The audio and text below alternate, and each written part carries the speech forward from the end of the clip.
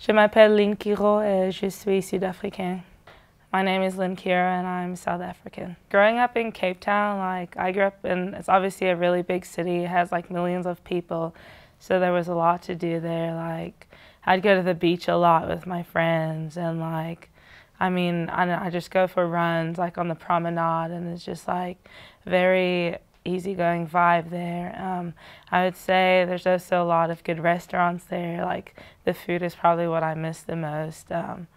But yeah, it's just really a good time. But it's really nice because when I go back home now, I definitely appreciate it much more, and I do much more activities that I really wouldn't do while I was living there. So when I was 14, I went to this tennis academy up country in South Africa. It was called the ITF Training Center, and basically what it is the International Tennis Federation, which is the ITF. They have these academies around Africa, and what they do is they take they get talent from some countries, and they basically take you to their academy, and you're on a full scholarship there. So they pay for stringing, for shoes, food, everything, and traveling and tournaments and everything. So I went there when I was 14, and then I did online homeschooling, which was really cool because I was on an American system, and I got to graduate school in May, whereas if I had done a normal South African school, I would have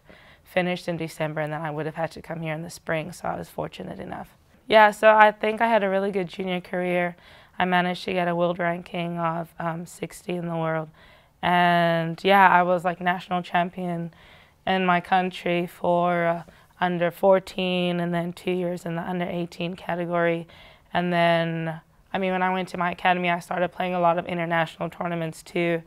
So I got my ranking to where it was good enough to be able to get into Junior Oz Open, Junior US Open, and then also Wimbledon. So I think it was in my junior year is when they started contacting me, and I had no idea what was kind of going on.